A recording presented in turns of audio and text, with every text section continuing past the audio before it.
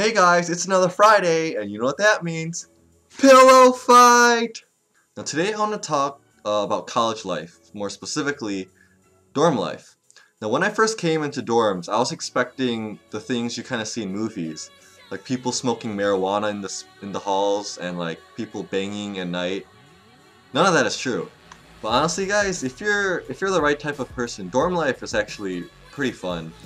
I'm more of the loser type who doesn't have any friends, which is why I don't like dorm life, you know, because I have no one to talk to. Now let me just go through some of the benefits and the disbenefits of living in the dorm. And I'll stick in some personal stories here and there to keep this interesting, because this isn't really an interesting topic, but I'll try my best. Now this first one is both a benefit and a disbenefit.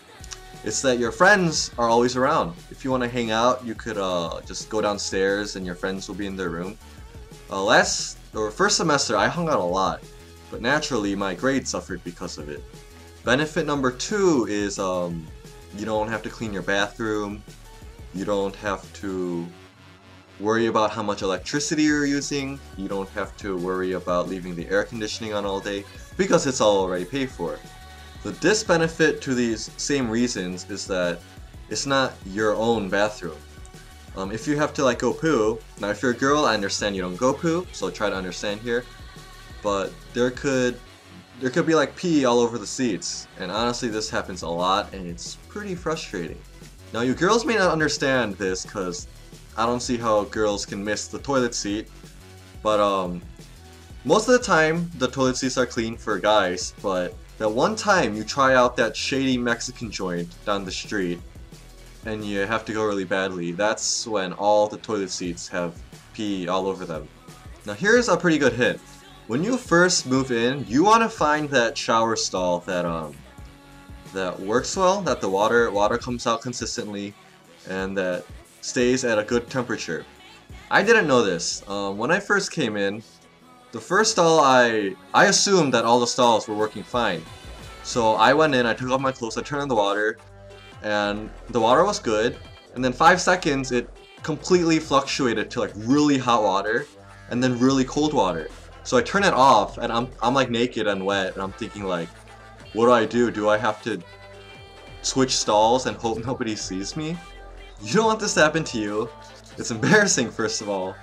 And more so, you're cold and you're wet and you're naked and you just feel like an idiot.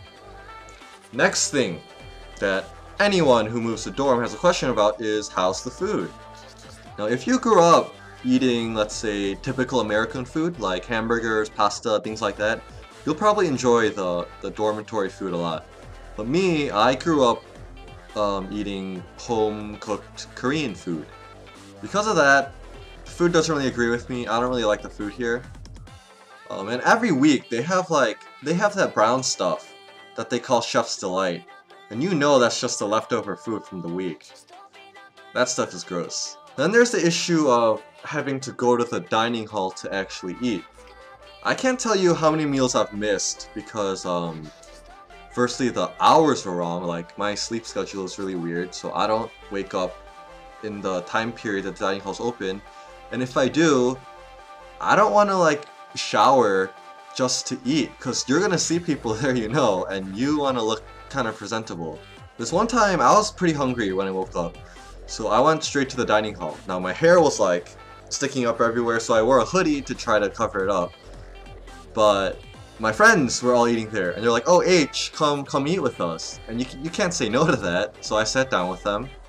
And of course, at that same moment, the one attractive girl that you never talk to just happens to sit right next to you, and you're like, your breath is all smelly and your hair is gross, and yeah, it's not good.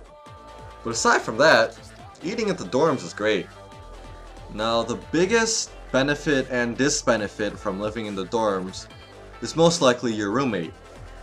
If you've noticed, I always record when my roommate isn't in the room. Now you might be wondering why, but it's really awkward when you record, because you're basically talking to yourself, and there's someone watching you. It's just really awkward. But getting a good roommate is mostly just luck of the draw. Friendship and living style they're pretty different things. So you could be really close friends, but you live completely differently, and it just doesn't really work. But if you have that roommate that has like the exact same personality, you get along, and you just have similar living styles, then you're gonna have a lot of fun.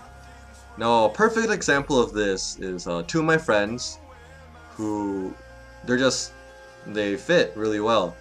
And they got along so well that they were borderline a gay couple. I would see Facebook pictures of them like posting up on my wall, of them like holding a cupcake together and labeling it like 2 guys, 1 cupcake, and just things like that. But anyways, having a good roommate or having a roommate could either be really good or kind of bad. Now I know a lot of you are probably thinking now, oh, when is he gonna stop talking? And you're right. I don't want to make this video too long, too boring, so I'll just end it right here. So to summarize everything, if you're a dorm person, you're gonna love it. If you're like me and you're not a dorm person, then you're gonna hate it. So it really just depends on what kind of person you are. So this video was kind of pointless, wasn't it? Now hopefully you found some entertainment value out of this video. If you did, show me some love, hit that like button. But other than that, I had a pretty long week, and I can't wait to sleep, I can't wait to dream. So I'll talk to you guys next time. Bye!